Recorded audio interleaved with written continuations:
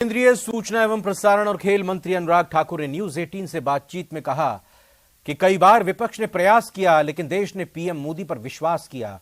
वहीं बृजभूषण शरण सिंह के खिलाफ आरोपों पर कार्रवाई की मांग कर रहे देश के शीर्ष पहलवानों के विरोध पर उन्होंने कहा कि इंसाफ होगा। साथ ही अनुराग ठाकुर ने कहा कि हम हर चुनाव को गंभीरता से लेते हैं और जीतकर सेवा भाव से काम करते हैं।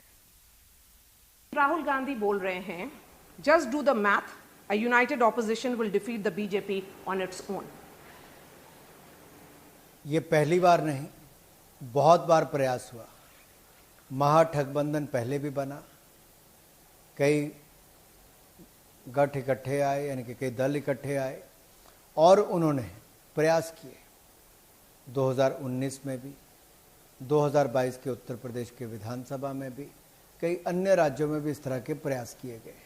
लेकिन जनता ने भारतीय जनता पार्टी को, नरेंद्र मोदी जी को विश्वास उनमें व्यक्त किया और सरकार भी बनाई।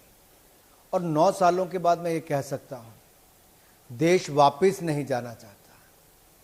जहां 10 साल पहले खड़ा था, जहां नेता नहीं था, नीतियां नहीं थी और नीयत में भी खोट था। और मैं इसलिए कह रहा हूं, भ्रष्टाचार का बोलबाला था। Further, at least 10 complaints of molestation have also been registered against Brijbhushan Singh. आपने रिपोर्ट पढ़ी है?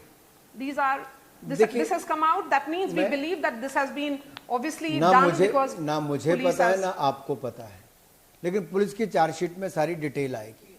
इसलिए मैंने कहा कि जांच निष्पक्ष हो, जल्द चार्जशीट दायर हो और उचित कार्रवाई हो।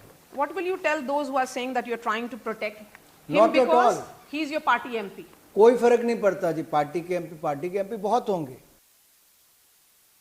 आप एक्सटेंसिवली ट्रैवल करते हैं, राजस्थान में चुनाव होने वाला, आप उस स्टेट के दौरे आपने शुरू कर दिए हैं, मध्य प्रदेश आप जाते हैं।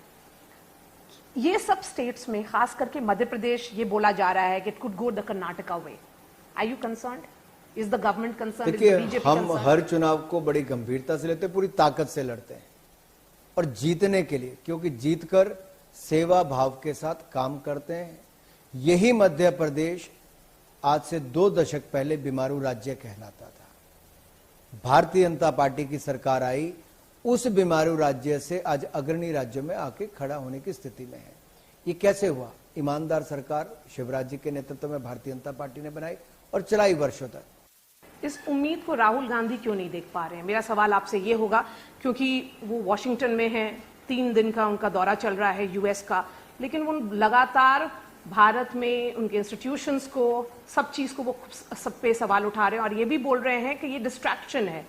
आपका जो पार्लियामेंट बना, उसका इनॉग्रेशन, ये डिस्ट्रैक्शन है फ्रॉम रियल इश्यूज, जो अभी भी जॉबलेसनेस और महंगाई है।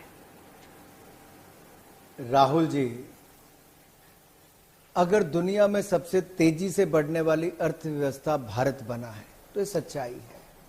2023-24 में भी मॉर्गन स्टैनली की रिपोर्ट कहती है कि भारत 7.2% की दर से बढ़ेगा। सच्चाई है।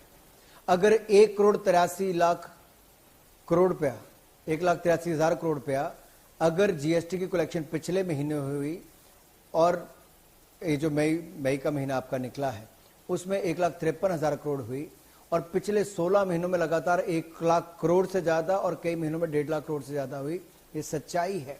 अगर भारत दुनिया की 10वें नंबर से बढ़ के 5वें नंबर की अर्थव्यवस्था बनी, सच्चाई है। और भारत के नेता को आज दुनिया में मान सम्मान मिल रहा है, यह सच्चाई है। राहुल गांधी जी संवैधानिक संस्थाओं का अपमान करने से देश में नहीं हटे, उन पे भी प्रश्न चिन्ह खड़ा करते रहे। अब दुनिया के किसी देश में जाते हैं, इंग्लैंड गए तो वहां पे भी देश का अपमान करने का कार्य, और अब अमेरिका गए हैं तो मंच किसका है, कौन प्रायोजित कर रहे हैं, ये आप देखिए। लेकिन उस कार्यक्रम में भारत विरोधी नारे लगते हैं। और इन्हीं खबरों के